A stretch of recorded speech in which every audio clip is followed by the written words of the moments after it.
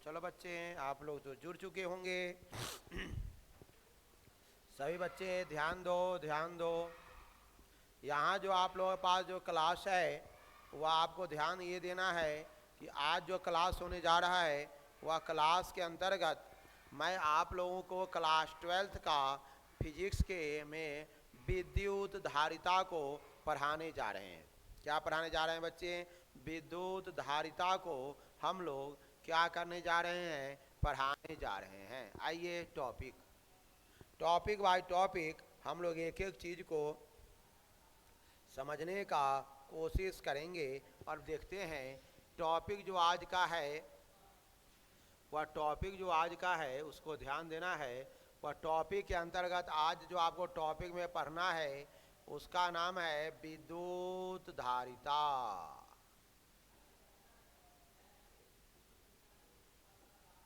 आज का जो टॉपिक है उसमें आपको पढ़ना है विद्युत धारिता। विद्युत धारिता मतलब ये हुआ किसी भी चालक को कितना आवेश रखने की क्षमता होती है, किसी भी चालक की कितना आवेश रखने की जो क्षमता है उसे हम लोग विद्युत धारिता कहते हैं। ध्यान देना है आपको, किसी भी चालक को कितना अधिक आवेश धार रखने की क्षमता होती है, वो क्षमता होती है वह उस चालक का क्या कहलाता है? धारिता कहलाता है। देखिए किसी चालक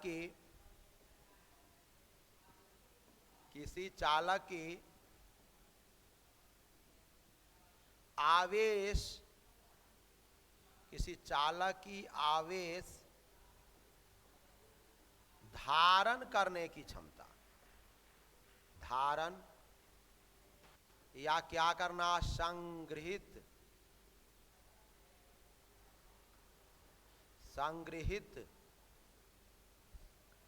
माने कितना आवेश वह क्या कर सकता है? संग्रहित कर सकता है। माने अपने पास कितना आवेश वह क्या कर सकता है? रख सकता है। वह कितना आवेश अपने पास रख सकता है वह उसका क्या कहलाएगा बच्चों? वह उसका कहलाएगा, जानते हो क्या कहलाएगा? संग्रहित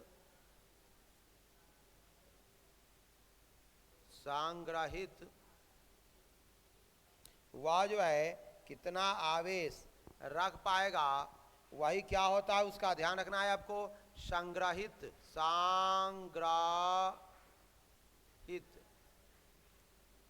किसी चालक को आवेश जो है धारण करने की या संग्रहित करने की जो क्षमता है, संग्रहित करने की जो क्या है बच्चा? क्षमता है, वह उस चालक का धारिता कहलाता है। वह उस चालक का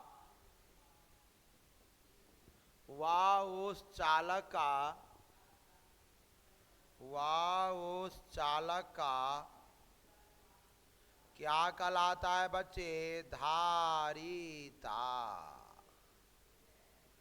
धारिता कहलाता है। ध्यान रखना है।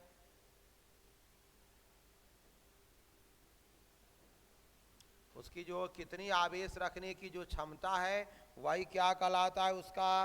वह जो है उसका क्या कहलाता है बच्चे? धारिता कहलाता है। किसी चालक को आवेश धारण या संग्रहित करने की क्षमता वह उस चालक का क्या कहलाता है? धारिता कहलाता है। ये जो है ना कितना वह क्षमता रखता है वही क्या कहलाता है? क्षमता को उस चालक की धारिता, पहले समझ लो, क्षमता को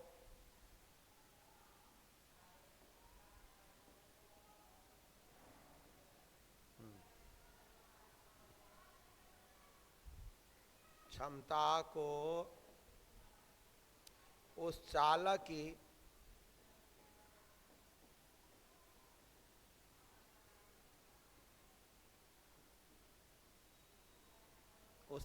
की हम लोग क्या कहेंगे? धारिता कहते हैं। समझ में आया? अब मैं आपको थोड़ा टेक्निकली बातें समझा रहा हूं, उसे समझो।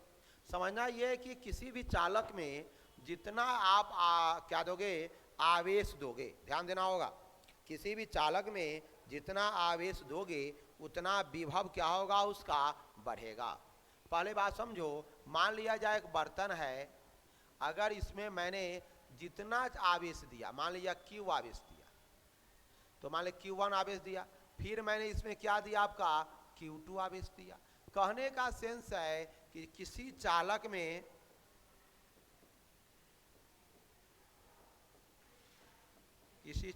में जितना आवेश दिया जाता है, जितना आवेश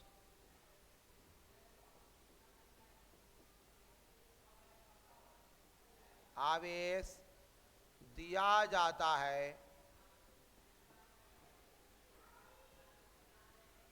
किसी चालक में जितना आवेश दिया जाता है उसका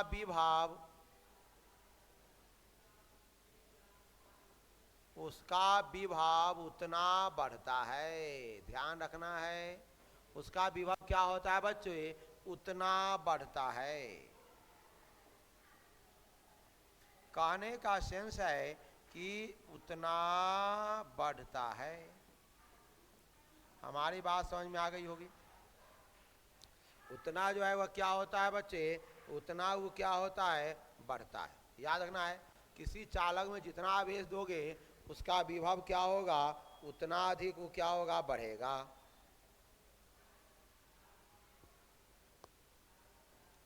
बढ़ता है। कहने का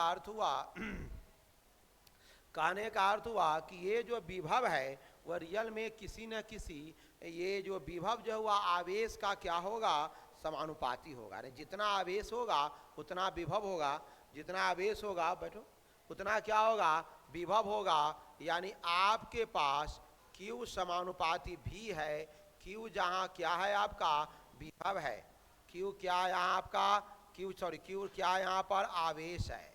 हाँ? अब प्यारे बच्चों ध्यान दो, और भी क्या है, भी आपके पास विभव है। ध्यान देना है आपको, यानी Q समानुपाती भी, तुम्हें भी पता है ये जब भी हम समानुपाती हटाएंगे तो एक क्या देना पड़ेगा, नियतांक देना पड़ेगा। और ये C जो है, ध्यान रखना है, ये क्या है आपका, ये जो C है वह क्या है, एक नियतांक है। C क्या है आपका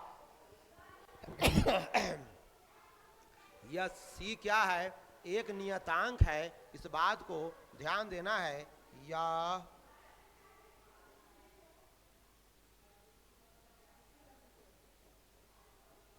क्या है, नियतांक है। यह कहाँ होता है, यह चालक की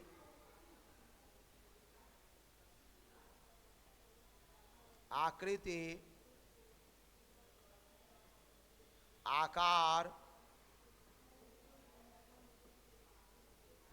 एवं उसके आसपास के माध्यम पर निर्भर करता है।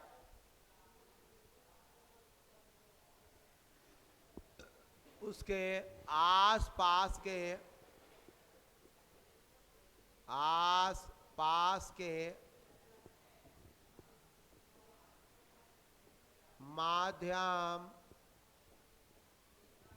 और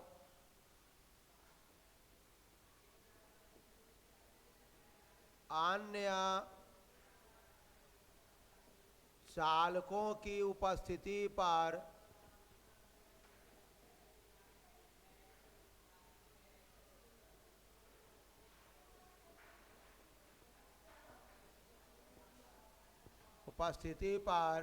क्या करता है बच्चे, निर्भर करता है।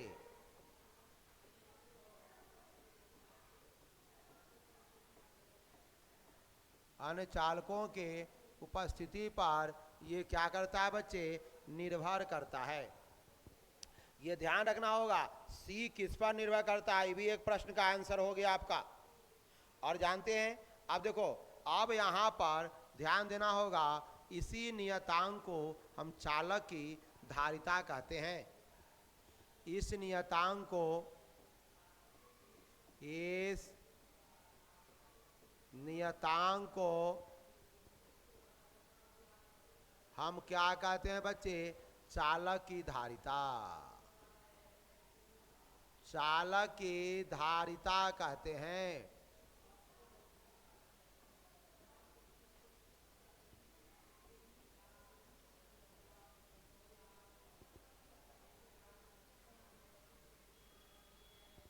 इस नियतांक को हम क्या कहते हैं बच्चे? चालक की धारिता हम लोग कहते हैं। इस नियतांक को हम लोग चालक की क्या कहते हैं? धारिता कहते हैं। क्लियर हो गया? सभी बच्चे को क्लियर हुआ? बिल्कुल क्लियर हो गया सर। आइए टॉपिक समझते हैं। अब आपको कुछ चीज़ें और भी ध्यानपूर्वक समझना है। क्या समझना है? देखो क्या क्या समझना है, इसको हम लोग आइए समझते हैं। क्या हुआ देखो, कुछ टेक्निकली बातें समझते हैं। आपने जो पढ़ा है Q बराबर क्या पढ़ा है? C भी पढ़ा है। तो C बराबर क्या होगा? Q बटे V। C बराबर क्या हो गया आपका? Q बटे V। कहने का अर्थ ये हो रहा है कि अगर C जो है वह भी समानुपाती Q का होगा और C जो है व्युत्क्रमानुपाती V का होगा। अगर एक नियत हो तब यह फॉर्मूला तब लगेगा जब एक पोर्शन, मान लो कि यहाँ मैं लिख दूं कि V क्या है? नियत है। V नियत है, ध्यान रखना होगा। यहाँ कौन सी नियत हो? Q नियत हो। नियत मतलब कांस्टेंट हो, नियतांक हो, तब जाकर यह क्या होगा? समानुपाती होगा। हाँ चलो, चला गया। तो यहाँ क्या हो जाएगा? ये क्या होगा? Q क्या होगा? नियत होगा और ये क्या हो जाएगा आपका? नियतांक हो जाएगा। चलिए ओके हो गया। अब नेक्स्ट टॉपिक में हम लोग जो आ रहे हैं उसको हम लोग देखते हैं। बुआ ध्यान से देखो सभी बच्चे, सभी बच्चे ध्यान से देख रहे होंगे आप लोग। थैंक यू, आप लोगों का बहुत बहुत धन्यवाद। देखते रहें आप लोग। देखो यहाँ सारे कंसेप्ट, कहने का अर्थ है कि इसका मतलब हुआ कि अगर आवेश बढ़ता है, आवेश बढ़ता है तो यहाँ जो है धारिता बढ़ती है। आवेश बढ़ता है तो यहाँ कौन सी बढ़ेगी? धारिता बढ़ती है। यहाँ बोल रहा है कि वो नियत होगा अगर विभव बढ़ता है, अगर क्या है? विभव बढ़ता है तो धारिता घटती है। तो धारिता क्या होगी? घटेगी। एक एक चीज क्लियर हम लोगों को समझ लेना है जिससे आपको कोई परेशानी नहीं हो। आगे जो हमारे पास टॉपिक आया है, एक दो टॉपिक और आ रहा है। अगर मैं ऐसे लिखूं कि C बराबर Q/V है, यदि ध्यान रखना है, अगर यहाँ पर V बराबर 1 वोल्ट है तो समझ सकते हैं कि C बराबर क्या हो जाएगा? यहाँ Q, यानी जितनी धारिता उतना ही क्या होगा? आवेश। जितनी धारिता होगी उतना ही क्या होगा? आवेश होगा। इसे आप लोग ध्यानपूर्वक सारी बातें को समझते रहिए। अब पूछा जाएगा कि सर इसकी परिभाषा अच्छे ढंग से और हमें समझाइए। चलो शुरू करते हैं। कहने का अर्थ हुआ क्या?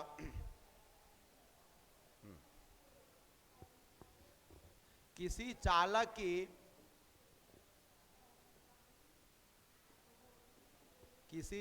की विद्युत धारिता, किसी चालक की विद्युत धारिता किसी चालक की विद्युत धारिता उस चालक को दिया गया आवेश, उस चालक को दिया गया आवेश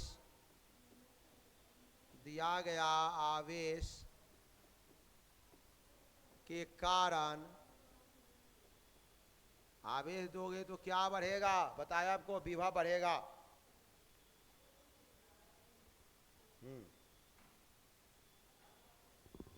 दिया गया आवेश के कारण उस चालक में होने वाला कौन सी अब वह वृद्धि है। क्या है, को दिया गया आवेश के कारण उस चालक में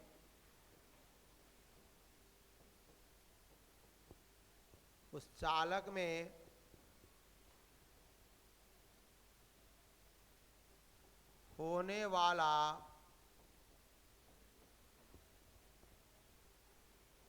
विभव में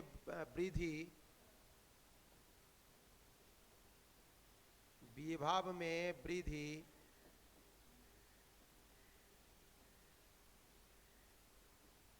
के अनुपात को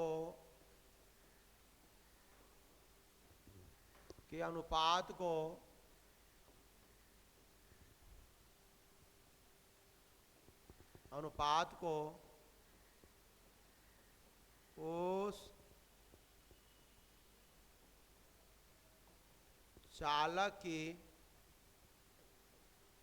क्या कहते हैं बहु, धारिता कहते हैं। याद रखना, धारिता हम लोग क्या कहते हैं, फीलिंग करो, साइंस बहुत सरल है। देखो, किसी चालक की विद्युत धारिता उस चालक को दिया गया आवेश के कारण उस चालक में होने वाला विभव में वृद्धि के अनुपात को हम लोग क्या कहते हैं, उस चालक की हम लोग क्या कहेंगे बच्चों, धारिता कहते हैं। उस चालक की हम लोग क्या कह रहे हैं बबू, धारिता कहते हैं। आप समझिए। अब यहाँ जो एक एक बातें को हम लोग जो है समझते जा रहे हैं। अब यहाँ पूछा जाएगा कि सर विद्युत धारिता का एसआई मात्रा क्या है। विद्युत धारिता का एसआई मात्रक का जो है एसआई मात्रक क्या है, ध्यान रखना है आपको। इसका जो एसआई मात्रक है रियल में क्या है, फैराडे। एसआई मात्रक फैराडे है, यानी यहाँ पर देना होगा कैपिटल एफ। और ये फैराडे जो है बहुत बड़ा मात्रक है, याद रखना होगा। एक फैराडे जो होता है वह बहुत बड़ा मात्रक है, 96,500 कूलम। खैर इसकी चर्चा केमिस्ट्री का सब्जेक्ट है तो केमिस्ट्री में कर लेंगे। फैराडे, एक फैराडे जो है बहुत बड़ा इकाई है, बहुत बड़ा क्या है आपका इकाई है। एक फैराडे बहुत बड़ा इकाई है, ध्यान रखना होगा। अब आपको इन बातों को समझना पड़ेगा कि हम आगे की ओर कैसे काम करें। चलिए नेक्स्ट टॉपिक में हमें ये जानना होगा कि पूछा जाएगा कि सर एक फैराडे क्या है। अब ये टॉपिक आएगा क्वेश्चन में आपके पास कि एक फैराडे क्या है। एक फैराडे, आपको ये ध्यान देना है कि एक फैराडे क्या है। तुम्हें पता है कि C बराबर Q बटे क्या होता है V। अगर आप लिखना चाहोगे तो फैराडे जो होगा, एक फैराडे बराबर 1 कूलम बटे 1 वोल्ट। अर्थात इसकी अगर आप परिभाषा लिखना चाहोगे तो कहने का अर्थ है कि किसी सर ठीक बात है, ठीक है, यानी कहने का अर्थ हुआ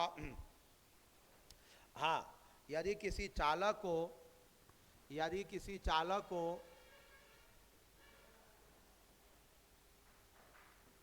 यदि किसी चालक को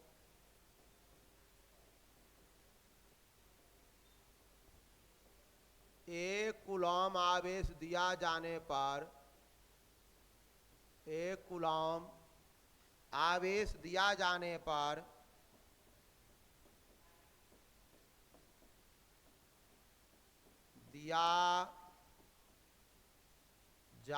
पर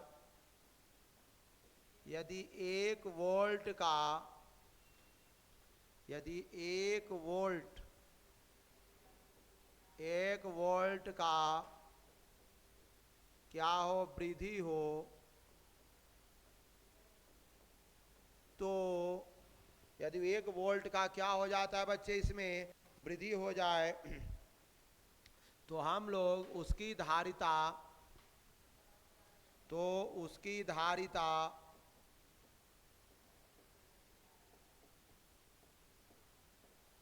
क्या होगा, 1 फैराडे।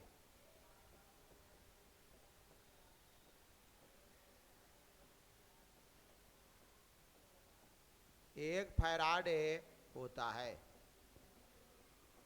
ध्यान देना है, यदि किसी चालक को 1 कूलम आवेश दिया जाने पर यदि 1 वोल्ट का वृद्धि हो तो उसकी धारिता क्या होगा, 1 फैराडे होता है। ये भी आप लोगों को याद करना है और क्या करना है, समझना है। चलिए, अब चूंकि फैराडे बहुत बड़ा इकाई है, इसलिए छोटी इकाइयों की बात हम करेंगे। फैराडे क्या है, बड़ा इकाई है, तो छोटे इकाई में हम लोग क्या लेंगे, देखो यहाँ फैराडे एक बड़ा इकाई है, तो छोटे इकाई में आएगा माइक्रो फैराडे। पूछा जाएगा 1 माइक्रो फैराडे, मतलब हुआ 10वां पावर -6 फैराडे। आपके पास कुछ किताबों में दिया गया है 1 पिको फैराडे, एक और नाम दे रखा है, कुछ किताबों ने इसका नाम बदल के दिया गया है, इसको हम लोग माइक्रो फैराडे भी लिखा हुआ है, समझो यहाँ मतलब इसका नाम एक और दे रखा है माइक्रो फैराडे, मतलब दोनों वही हुआ, पिको फैराडे का ही नाम हुआ, 6 दूना 12 फैराडे। फिर 2 यूनिट बहुत चल रहा है, तीसरा यूनिट है नैनो यूनिट है, 1 nano Faraday, 1 nano Faraday, nano मतलब 9, तो ये सब ध्यान रखना है, ये सब यूनिट चलता है, इसलिए हम लोग बड़े यूनिट की बात हो रही है, इसलिए यहाँ पर हम लोगों ने कौन यूनिट का प्रयोग करेंगे, छोटे इकाई का प्रयोग करेंगे। इसलिए कौन इकाई आपका, छोटा इकाई का प्रयोग हम लोग करने जा रहे हैं, इसलिए हम लोग किस इकाई का प्रयोग करेंगे, छोटे इकाई का प्रयोग करेंगे। इसका प्रयोग ज़्यादा होगा, इसका प्रयोग होगा, इसका प्रयोग कम होगा। अब मैं आपको बताऊं कि सर इसका मात्रक और बीमा के बारे में एनसीईआरटी किताबों ने इसके बारे में क्या रखा है, थोड़ा मैं भी उसकी चर्चा कर लेता हूं। आप लोगों के सामने एनसीईआरटी किताब मैं निकाल रहा हूं, जिसके आधार पर आपको इसकी जानकारी मिलेगी कि ये जो है कैपेसिटर्स जो है धारिता रियल में क्या है और कैसे वर्क करता है। इससे पहले बहुत सारे कॉन्सेप्ट्स हैं जो मैं आपको बताऊंगा। यानी कहने का अर्थ ये हुआ, हाँ, अगर कोई पूछेगा, हाँ, कुछ चीज़ें हैं जो एनसीईआरटी से मैं बताऊं आपको, एनसीईआरटी का भी टॉपिक है, मैं बताऊं आपको कि धारिता को, ये देखो धारिता को, यहाँ समझो वो चीज़, अगर पूछे जाएगा कि सर 1 फैराडे क्या है, एनसीईआरटी का कंसेप्ट से मैं बता रहा हूँ आपको, 1 फैराडे हो गया, पूछा जाए तो हो जाएगा 1 कूलॉम प्रति वोल्ट, 1 कूलॉम प्रति वोल्ट, यानी कहने का अर्थ हुआ 1 Coulomb volt inverse, 1 Coulomb volt inverse. चलिए ठीक है, अगर आपको, अच्छा इसको प्रतीक कैसा होगा, प्रतीक माने पहचान का चिन्ह, इस कैसे समझेंगे कि ये धारिता का चिन्ह है, चिन्ह, इसका चिन्ह कैसा चिन्ह रहेगा, तो आपको जानना पड़ेगा नियत धारिता के लिए। अब देखो यहाँ पर एक समझना होगा आपका, एनसीईआरटी में टॉपिक बता रहा हूँ आपको। नियत धारिता के लिए चित्र कैसा होगा? नियत धारिता का प्रतीक, नियत धारिता का जो प्रतीक चिन्ह है, जिसके आधार पर आप समझ पाओगे कि भाई ये कैपेसिटा धारिता है, कैपेसिटी वाला संधारित्र है। देखो यहाँ पर ये धारिता नहीं कहो, चिन्ह संधारित्र। अच्छा, इसकी चर्चा तो मैं अगला में भी कर लूँगा। ये कैपेसिटर्स की चर्चा किया एनसीईआरटी, तो इसको रोक दो, फिर तो कैपेसिटर्स की हम लोग चर्चा करने वाला काम बाद में कर लेंगे। इसको अभी रोको, उसमें उस टॉपिक में हम लोग चलेंगे तब उसको चर्चा मिलेंगे, अभी बच्चे को नहीं लेना। अब आपको कुछ चीज़ें और भी समझना है जो मैं बता रहा हूँ। ये तो क्या है, कैपेसिटर्स हैं जो आप लोग। अच्छा, एक चीज़ और छूट रहा है इसमें, इसका मात्रक और बीमा। चलिए इसका मात्रक आप निकाल लीजिए। बीमा निकालना हो तो बीमा कैसे निकालोगे? तो आपने पढ़ा है C बराबर Q/V, और आपने पढ़ा है कि अब V का मतलब भी आप लोगों ने पढ़ रखा है, V बराबर W/Q। क्या पढ़ा होगा आप लोगों ने? W/Q।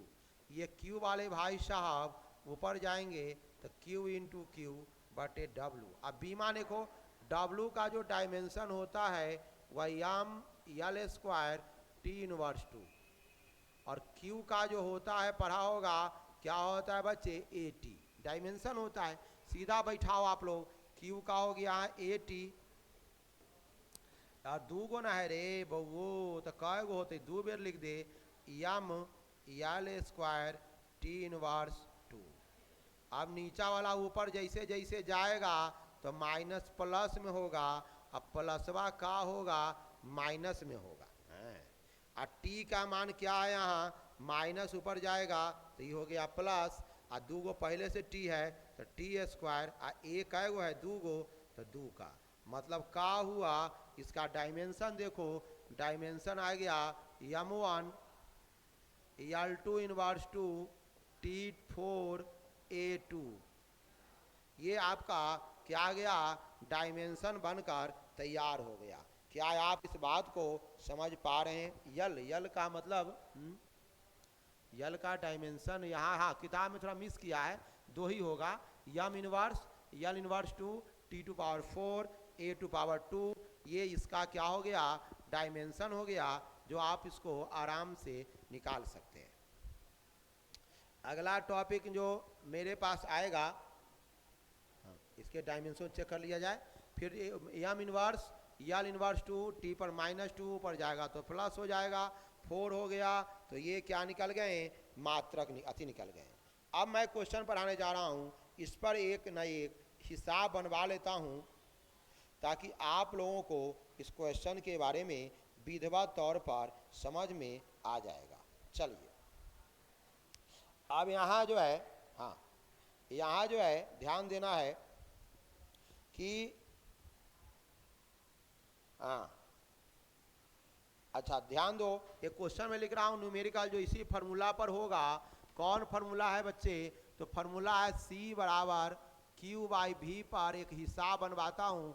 एक छोटा हिसाब है जिससे आप लोगों का हिसाब बनाने के प्रति प्रेम भाव बढ़ेगा और बनाना सीखेंगे।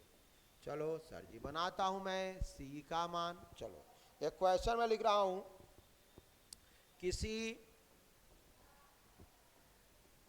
क्वेश्चन है न्यूमेरिकल है, किसी संधारित्र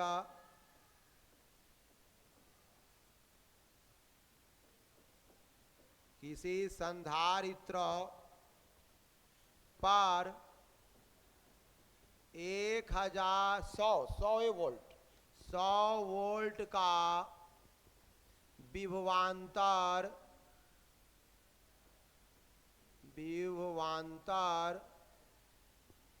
100 वोल्ट का विभवांतर लगाया गया है।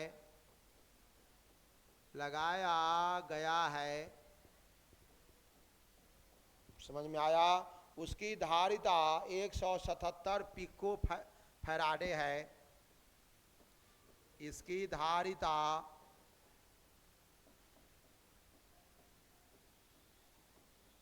हाँ 177 पिको फैराडे, ध्यान रखना पिको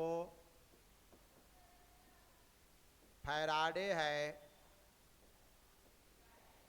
तो ध्यान रखना है, तो क्या निकालना है, तो उस पर कितना आवेश उपस्थित होगा, तो उस पर कितना आवेश उपस्थित होगा, कितना आवेश क्या होगा बच्चे, उपस्थित होगा।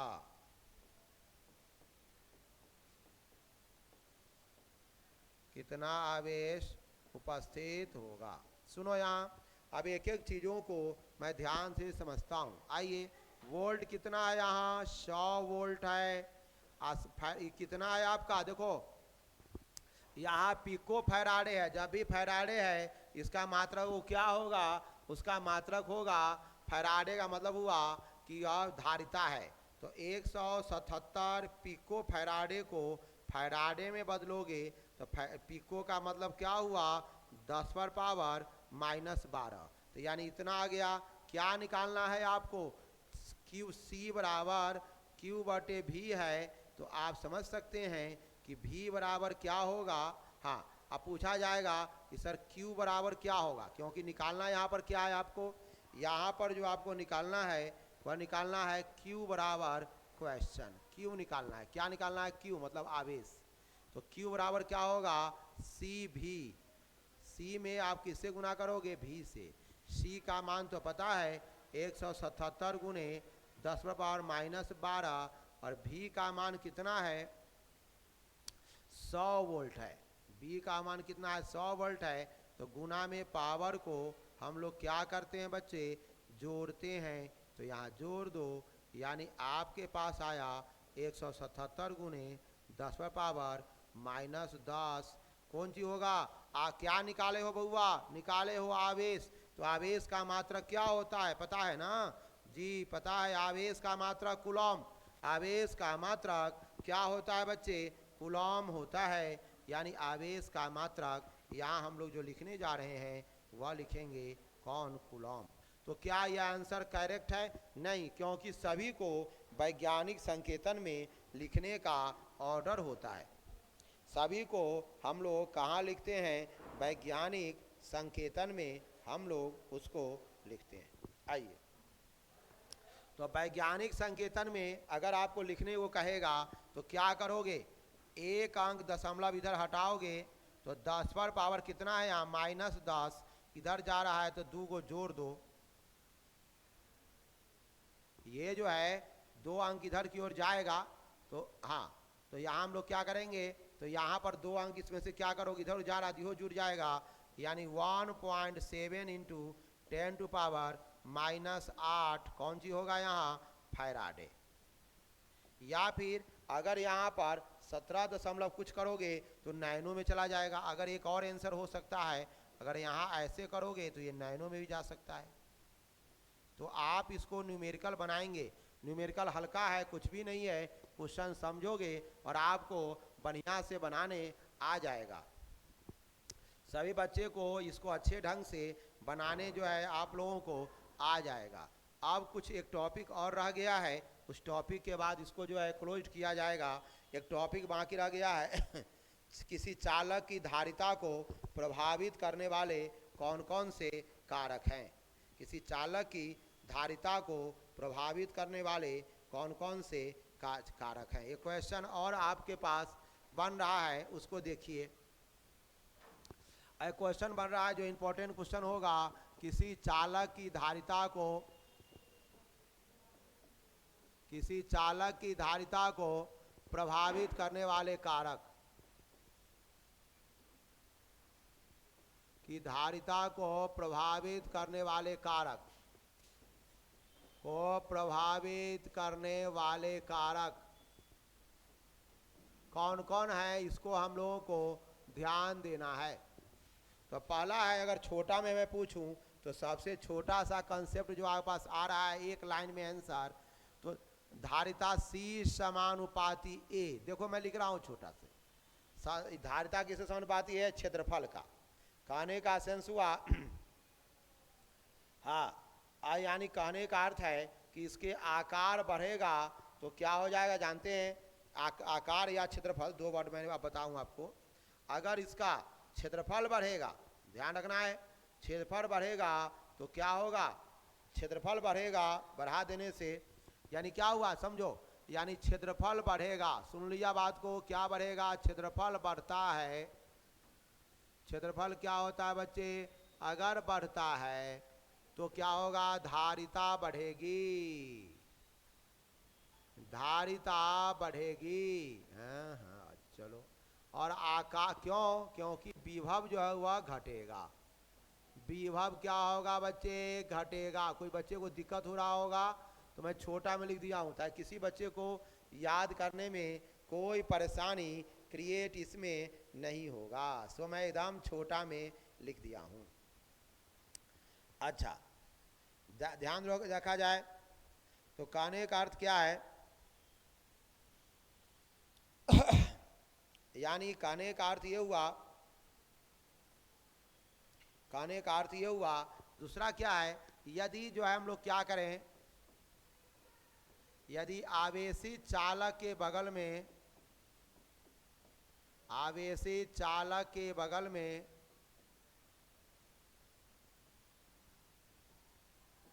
चालक के बगल में, चालक के बगल में अनावेशित चालक रखा जाए, बगल में क्या रखा जाए?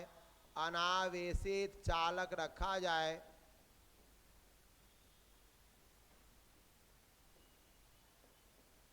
चालक रखने पर उसका विभव क्या होगा जानते हैं? उसका विभव कमेगा। विभव क्या होगा बच्चे? विभव कम जाता है। विभव जब कम जाएगा तो धारिता क्या होगी? बढ़ जाएगी। उसका विभव क्या होगा बच्चे? कम जाता है तो धारिता क्या होगी? बढ़ जाएगी।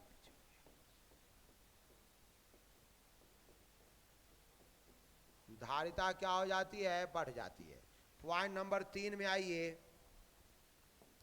पॉइंट नंबर 3 हम लोग देखें। पॉइंट नंबर 3 में हम लोग जो आ रहे हैं, एक और फार्मूला मैं लिख देता हूं, छोटा सा फार्मूला। क्या लिख दे जा रहा हूं? C बराबर एप्सिलॉन नॉट और एप्सिलॉन आर। धारिता जो है एप्सिलॉन नॉट और एप्सिलॉन आर पर क्या होता है? निर्भर करता है। कहने का अर्थ हुआ,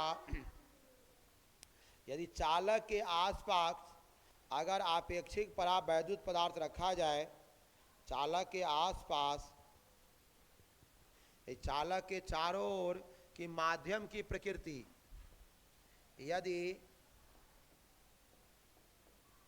चालक के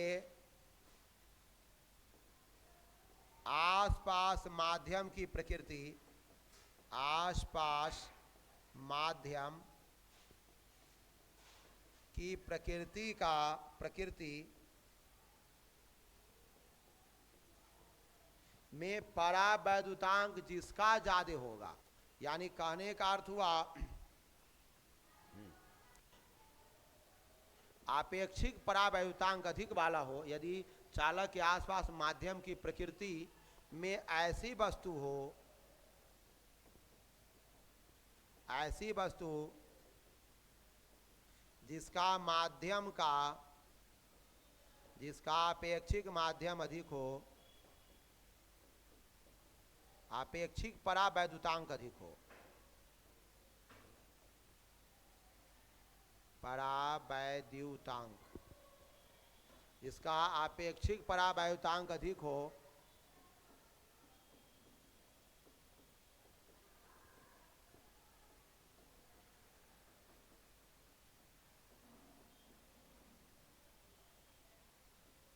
अधिक हो तो धारिता अधिक होगी। ध्यान रखना है। तो धारिता क्या होगी बच्चे? अधिक होगी। धारिता क्या होगी? अधिक। ध्यान रखना है, यानी आसपास का माध्यम जिस तरह का होगा परावैद्युतांक उसका क्या होगा? अधिक होगा। यानी धारिता क्या हो जाएगी? बढ़ जाएगी। परावैद्युतांक आपेक्षिक परावैद्युता पर निर्भर करता है, यानी आपेक्षिक परावैद्युता, वैद्युतांक नहीं लिखो, परावैद्युता, पर निर्भर करता है, टेक्निकली बात है, परुतांग में दोनों वर्ड आ जाएगा।